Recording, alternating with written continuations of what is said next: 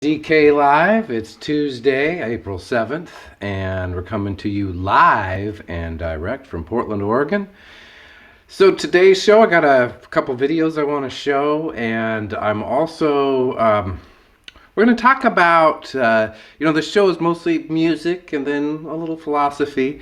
Today we're going to talk a little bit about our institutions and our systems, and so it might veer a little bit political, but bear with me, or you're forewarned now. You can, I'm sure, go find something else on the internet. There's so many choices out there.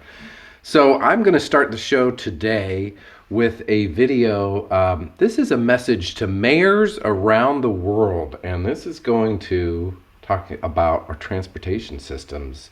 And I think this is a great video. It runs about 8.5 minutes.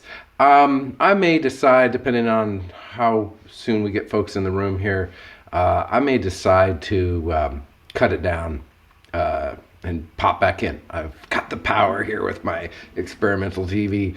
So here we go. A message to mayors, and this is coming from Boulder, Colorado, where they are creating space on their streets.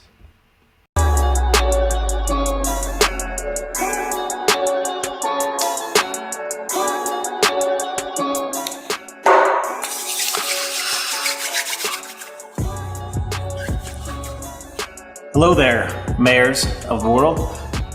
We have to have a talk. We have to talk about open streets.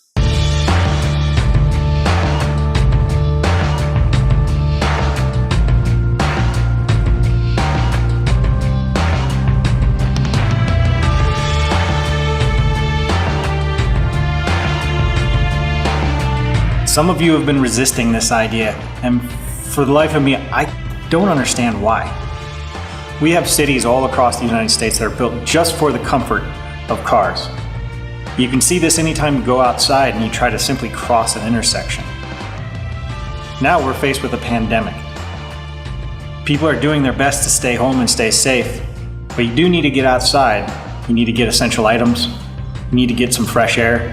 You need to get some exercise. It's pretty hard to do that when you're all crammed onto a 6-foot wide sidewalk. Just stand outside for any length of time and take a look. Watch a family with strollers try to get by, a jogger, people bringing their groceries home, essential workers doing their business.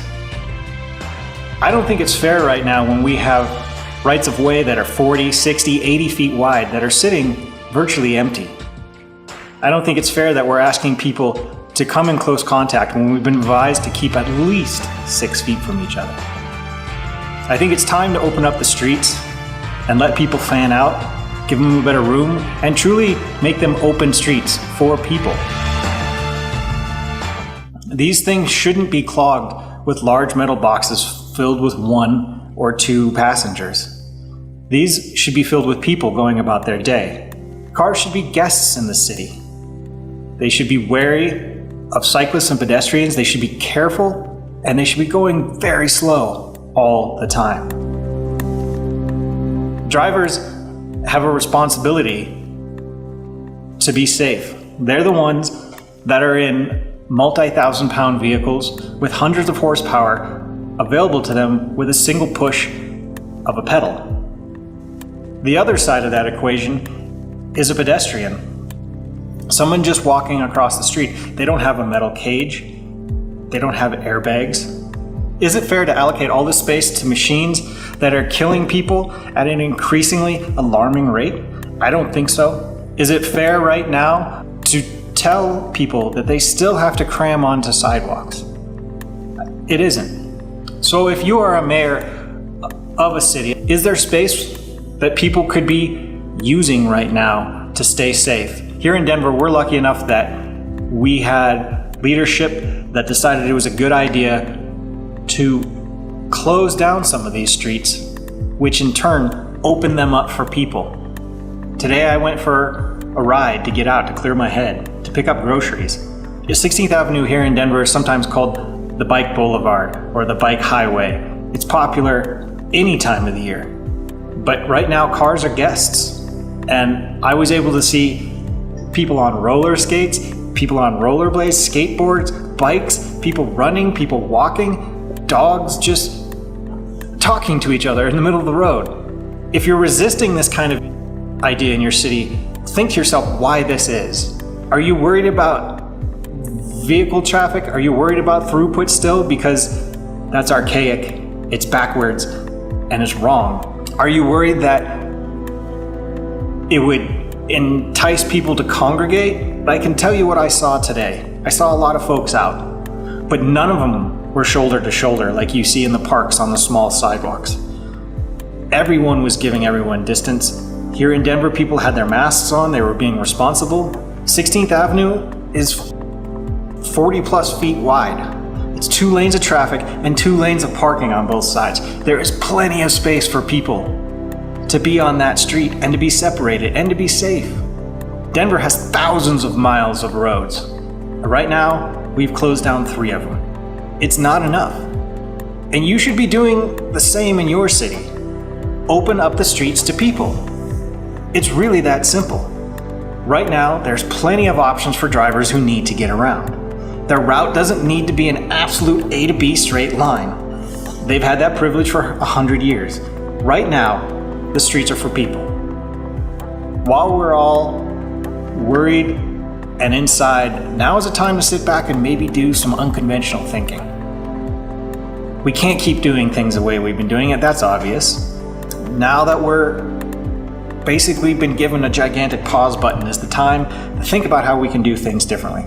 We've already started doing that a little bit here in Denver with having these open streets. Anyone else that's watching Denver, as an example, needs to do it where they're at. Some of our biggest and best cities could be our best cycling cities. New York is ripe for being one of our best cycling cities.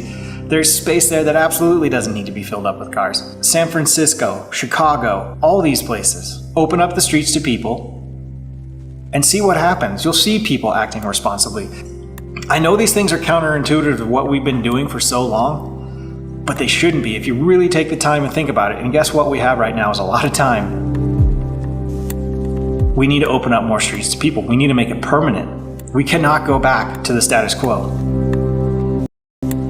When you're flipping through your Twitter feed and you see Dan Rather talking about making open streets for people, it's gone pretty mainstream. I guarantee if you ask people when this is all said and done, when we come out on the other side of this, they're going to be happy that they had streets to walk on. And they're going to be really disappointed if they disappear. Sometimes it takes an experience for someone to realize what it is they didn't have. I think people are having that experience now. I know for myself, I didn't know what it was like to get on a bike and just ride your city and pick up your groceries and not have to get in the car until a few years ago. It was an eye-opener. And right now, a lot of people are having that eye-opener. I've watched so many noobs out on their bikes, just shifting gears and pedaling at the same time and wobbling around, but that's a good thing. That means people feel like they can get out. They feel safer right now.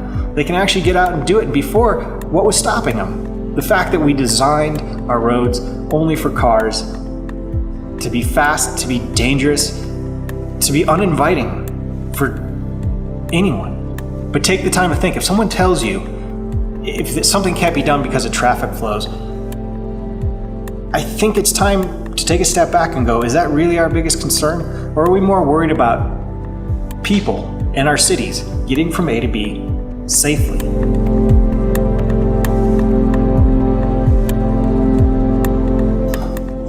Something to think about. Mayors of the world, open up your streets to people. It's that simple.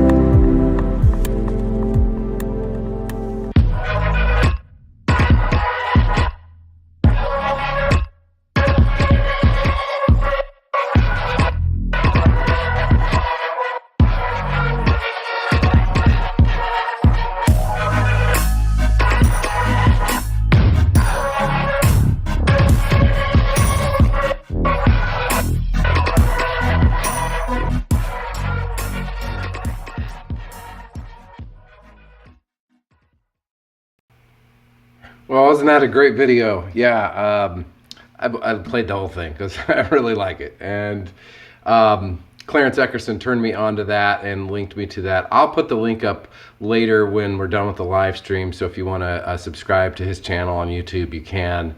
I just think, there are, he says it eloquently in there. There's things that we're finding out now that we're gonna that we can improve or we can do better, and it's being made so clear. And I'm going to be talking about that a little bit later, but I think that's just one example. I was on the Springwater Corridor just the other day on Sunday, and it was sunny, and I mean, there were so many people out exercising. It was really amazing, and I've been on the Springwater a lot, and it's just more than I've ever seen, really. So people are looking for that space, and I'm glad that there is some space out there, but I think we could clear out some more space for folks, and I think also in New York City and other places, just as a safety issue. But again, once we see how liberating it is for our communities, I think we'll find that that's more the direction that we want to go into. So let's see here. I think what now would be a good time to play a song. I've been working on this song, the Hurricane song, and it's going to be coming out fully produced here soon. It's been with my producer. I got all the different tracks done, but we're going to be kind of kicking some things back and forth here to make improvements. And so we got to kind of slow down a little bit as things happen when you're doing these kind of projects, and that's okay. But I want to play it for you because I haven't played it in a while, and I'm excited about it. I'm excited about getting it done, and it'll be interesting for you to compare here if you're watching now, and then you hear the recorded version with the full band. What you think. So anyway, this is the Hurricane song.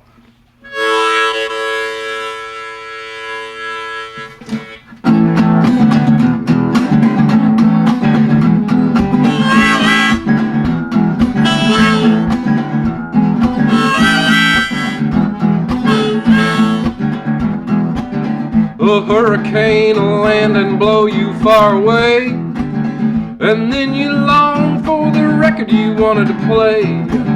It's the one that's got your brand new favorite song, that one you were gonna teach all the friends to sing along, that one about love, the one about love, love, love, love, love, the one about life, one about love, love, love, love, life.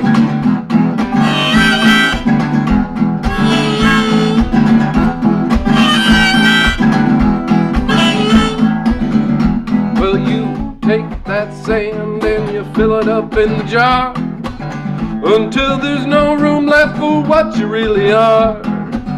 You turn around and you see that what you lack is the old guitar in the brand new backpack. Let's talk about love. Well, love, love, love, love, love. Let's talk about life. Let's talk about love, love, love, love, life.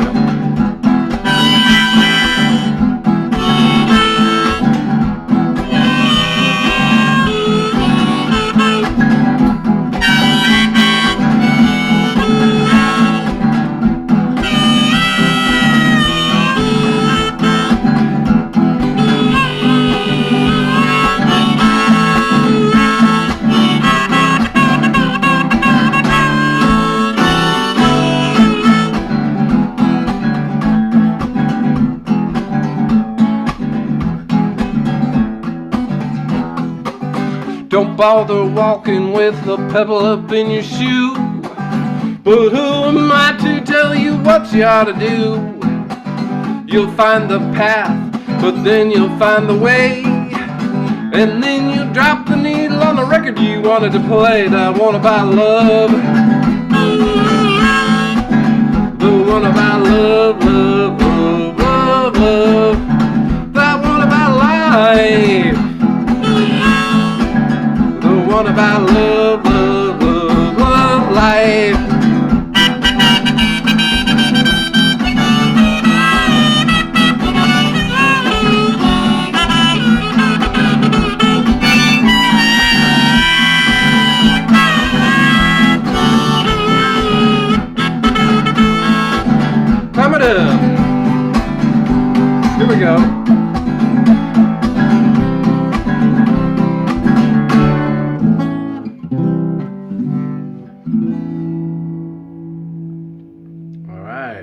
That's the Hurricane song. And yeah, we're getting ready to put it out there. As a single, which you'll be able to find on Spotify and my website and all the usual places. So we're getting there, but still got some work to do, so I'll keep you posted on that. So yesterday I didn't do the live show. I wanted to do a PSA about the fact that the water is shut off here in Portland, and it is really hard for homeless folks to find water, clean water that they can access. In fact, folks are drinking from puddles and collected rainwater right now. So from a sanitation and health standpoint, it's really bad out there. So we're really trying to get folks to lobby our elected officials to make access to sanitation and water more readily available to folks all around the city. And then another idea that I'm proposing is that we put out hoses, especially hoses that are designed for drinking water, out to our sidewalks if we can, and put a spigot out so that people could wash their hands, maybe leave a little soap out there. So anyway, I put a little PSA up yesterday about that, and you can share that around if you like, because I just think that we really need to be looking out for the most vulnerable folks in our society. So a little mini PSA inside the show here today. Of course, this is just a particularly hard time for folks who are living in crisis and with all sorts of issues and without a roof or a place to stay. There are some facilities and places where folks can go, but a lot of folks who are living outside are being encouraged to stay in place in their encampment with the folks that they're with. And so obviously I think supplying clean water, food, and sanitation is a basic need that's going to help it so people can just stay in place during this crisis. Well, that kind of helps me segue a little bit to the next thing I wanted to talk about in terms of systems and our institutions. And I'm going to pull up some little bit of documentation here. Well, it's something I've been writing about and thinking about, and I'm developing this. So if you've got ideas, let me know. I might turn this into an article or something.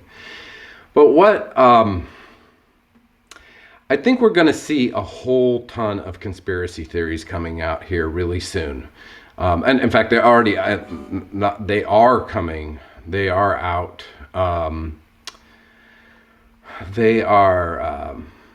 Sorry, I got distracted here by a little message I got.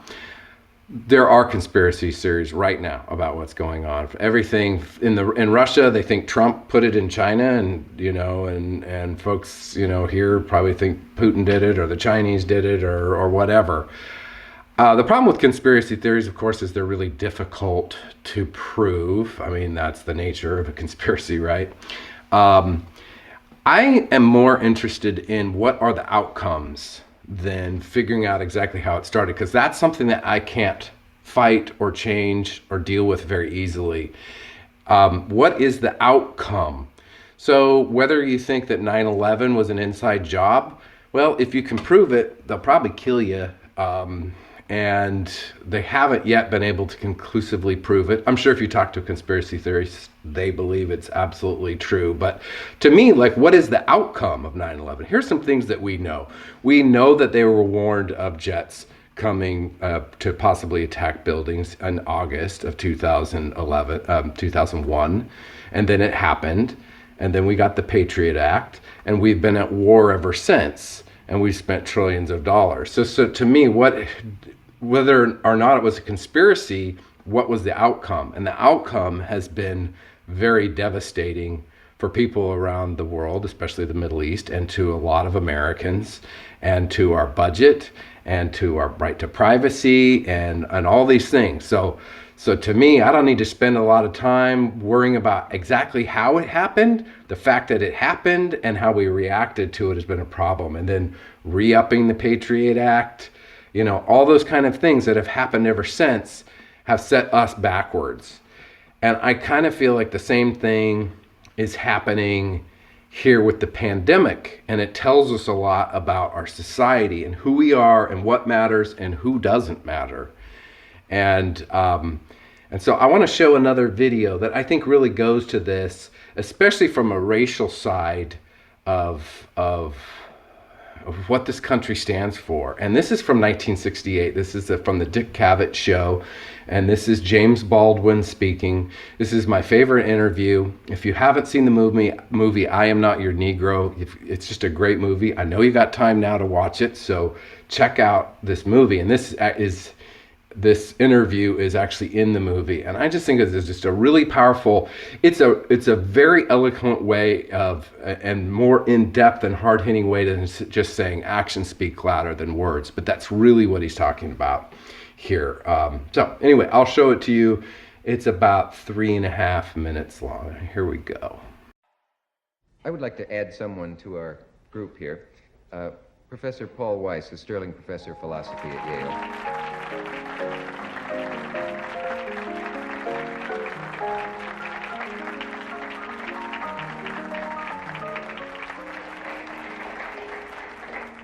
Were you able to listen to the show backstage? I heard a good deal of it, but then I was behind the rostrum here.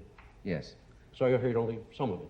Did you hear anything that you disagreed with? I disagreed with a great deal of it. And, of course, there's a good deal I agree with. But I think he's overlooking one very important matter, I think. Each one of us, I think, is terribly alone. He lives his own individual life. He has all kinds of obstacles in the way of religion or color or size or shape or lack of ability, and the problem is to become a man. But what I was discussing was not that problem, really. I was discussing the difficulties, the obstacles, the very real danger of death thrown up by the society when a black man attempts to become a man. All this emphasis upon black man and white does emphasize something which is here, but it emphasizes it or perhaps exaggerates it, and therefore makes us put people together in groups which they ought not to be in. I have more in common with a black scholar than I have with a white man who's against scholarship. And you have more in common with a white author than you have with someone who's against all literature.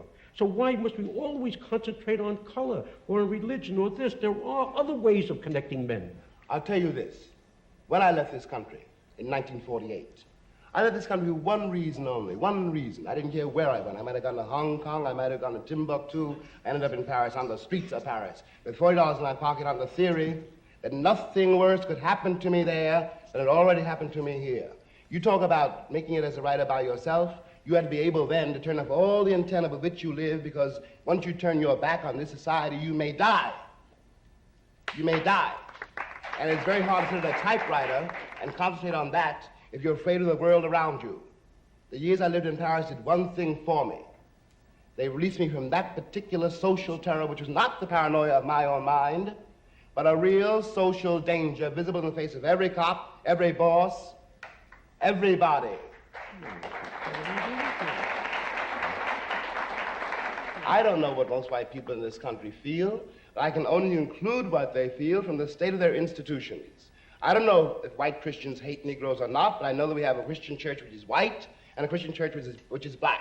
I know, as Malcolm X once put it, that the most segregated hour in American life is high noon on Sunday. That says a great deal for me about a Christian nation. It means that I can't afford to trust most white Christians and certainly cannot trust the Christian church. I don't know whether the labor unions and their bosses really hate me. That doesn't matter, but I know I'm not in their unions. I don't know if the real estate lobby is anything against black people, but I know the real estate lobbies keep me in the ghetto. I don't know if the Board of Education hates black people, but I know the textbooks they give my children to read and the schools that we have to go to. Now, this is the evidence. You want me to make an act of faith, risking myself, my wife, my woman, my sister, my children, on some idealism which you assure me exists in America, which I have never seen. Yeah, well, yeah, the act of faith, right? That we have, that our government is going to protect and defend us, especially if we're people of color in this country, if we're poor. And of course, poor folk are more likely to be people of color in this nation.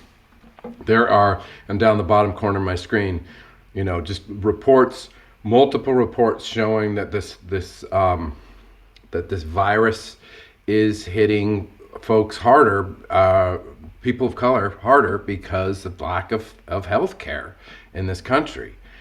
And this isn't going to be just this a nationwide, it's going to be worldwide. So we're finding out what really matters. They're trying to get us to go back to work when it's not safe. They're trying to, folks at Amazon are having to work in unsafe conditions. We're seeing what matters.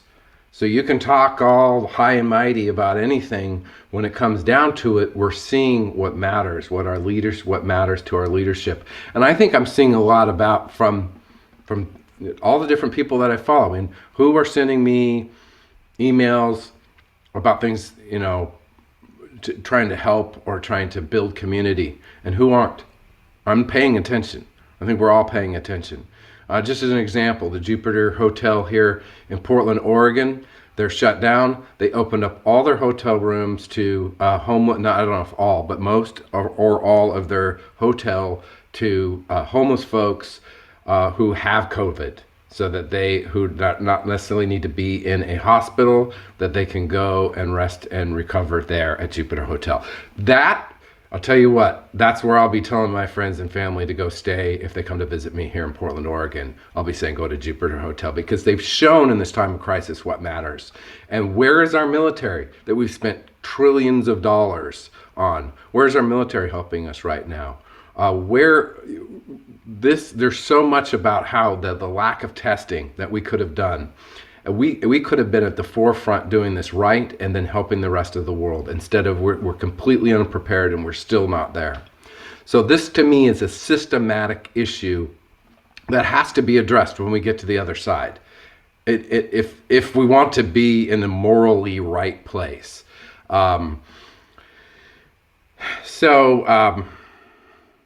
Yeah, actions speak louder than words. And I'm gonna,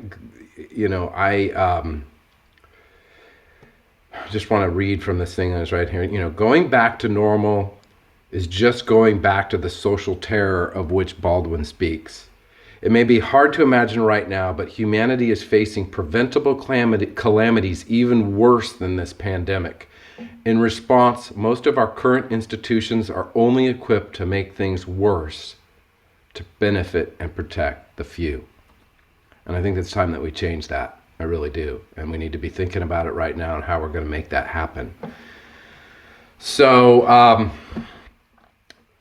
thanks for watching. That was the main things I wanted to do today and show today, and it's 12:30, so I'm over time. I really appreciate you being here, and we'll be looking to have some guests later this week. This 12 o'clock hour looks like it's pretty good. It looks like the stream health has been working pretty good, and I like noon. I can get some stuff done in the morning. I can get some stuff done in the afternoon. So I think I'm going to stick with 12 for the rest of this week. So come back tomorrow, 12 o'clock on my personal webpage, or dankaufmanband.com. It's great to have you all here, and remember to let people know that you love them and that they matter, and that we're checking in on them, your neighbors, your loved ones. And then also, I think what we're really learning is we are all in this together, and we are.